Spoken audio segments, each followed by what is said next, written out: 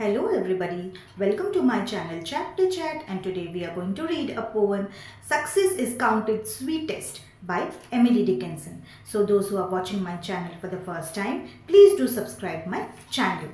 Okay, so this particular poem is a short lyric poem which Emily Dickinson has written in 1859.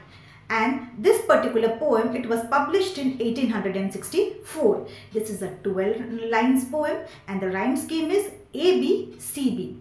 और इस poem का theme क्या है? The theme of this poem is success and desire. तो इस छोटी सी poem में Emily Dickinson ने हमें एक बहुत ही अच्छी चीज़ सिखाई है कि सक्सेस हमारे लिए कितना इम्पॉर्टेंट है. और जो सक्सेस है, जब हम सक्सेस को हम पा लेते हैं, वो चाहे किसी भी फील्ड में हो, जब आप किसी जॉब के लिए मेहनत कर रहे हो, किसी और चीज़ के लिए, पढ़ाई के लिए मेहनत कर रहे हो, या कोई भी चीज़ के लिए मेहनत कर रहे हो, तो एक जो पर्टिकुलर पर्सन है, जब वो मेहनत करता है उस चीज़ के लिए 1 साल 2 साल, तो फिर जब उसको सक्सेस मिलती है, उसको पता होता है कि वो सक्सेस का टेस्ट कैसा होता है, उसको फील होता है, क्योंकि उसने उस चीज़ के लिए मेहनत की है.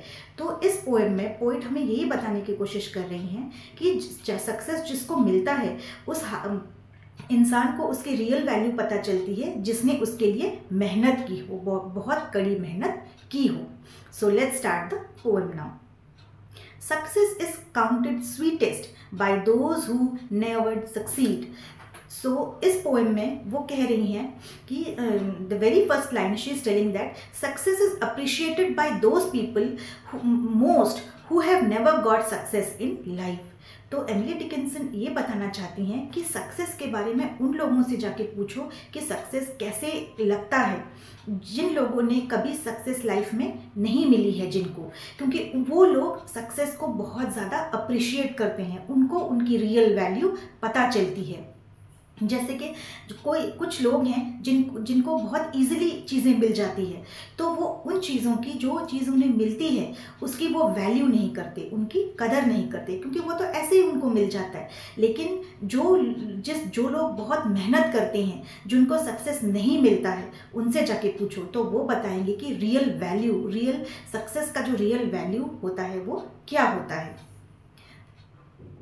To comprehend a nectar requires sorest need. Comprehend means understand, और यहाँ पे nectar means honey. तो ये कह रहे हैं कि अगर आप if you want to enjoy honey, तो अगर आपको जो नेक्टर होता है, जो हनी होता है, जो उसको अगर आपको enjoy करना है, you should have to work for it. तो पोइट ये कह रहे हैं कि अगर आपको हनी चाहिए, नेक्टर चाहिए, जो मीठा चीज़ लाइफ में होती है, अगर वो चीज़ आपको चाहिए तो आपको उस चीज़ के लिए मेहनत करनी पड़ेगी. You have to work for it. तब आपको उसकी असली जो कीमत है वो पता चल पाएगी. Not one of all the purple host who took the flag today can tell the definition so clear of victory. तो यहाँ पे पर्पल होस्ट क्या होता है? एक विक्ट्री सिंबल होता है. जब आर्मी में 2 कंट्रीज़ के बीच में जो लड़ाई होती है, तो जो जीतता है, जो विक्ट्री सिंबल होता है, उसको बोलते हैं पर्पल होस्ट. तो यहाँ पे पोइट यही कह रही हैं कि जब आर्मी के 2 कंट्रीज़ के बीच में या 2 टीम्स के बीच में जो लड़ाई होती है, so not a single soldier of a purple host, मतलब जो जीता हुआ, जो जिस कंट्री ने जीता है वॉर, उसका एक भी सोल्जर तुम्हें बता नहीं पाएगा सक्सेस के बारे में. But who can tell you? So, as a defeated dying on whose forbidden ear the distant strains of triumph burst agonist and clear. तो कौन बता पाएगा कि सक्सेस जो होता है वो क्या होता है? For the dying soldier, triumph is important and he can understand the value of victory.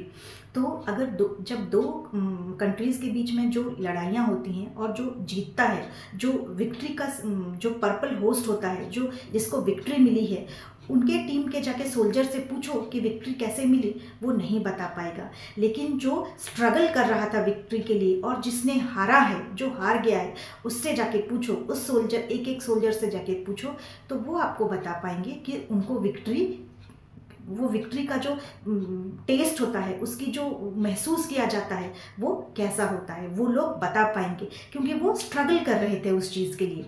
एक चीज़ ये है कि जिस चीज़ के लिए आप बहुत मेहनत करते हो, बहुत स्ट्रगल करते हो, तब जब आपको सक्सेस मिलती है तो आप बता पाओगे कि आपने कितनी मेहनत की है और वो चीज़ आपको कितना मिला है, कैसे किन मुश्किलों से मिला है। लेकिन जिसको आसानी से मिल जाती है चीज़ें, उसको कोई मेहनत नहीं करनी पड़ती, उसको वो बता ही नहीं पाएगा, उस चीज़ की वैल्यू नहीं करेगा वो। So this is the end of the poem. और ये मेन थीम जो ये है, एमिली डिकिंसन इस पोएम के ज़रिए यही बोलना चाहती हैं कि सक्सेस, उन लोगों से जाके पूछो कि सक्सेस क्या होता है, जो लोग बहुत काम करते हैं लेकिन लाइफ में उन्हें सक्सेस नहीं मिलती है। वो स्ट्रगल करते रहते हैं लेकिन उनको स्ट्रगल कभी मिलती नहीं है। तो उनसे जाके पूछो कि ये जो सक्सेस का टेस्ट जो होता है उसको वो कैसे होता है। They will tell you the real definition of success. So this is the end of the poem. I hope आपको पोएम समझ में आई हो, and please do subscribe my channel. Thank you.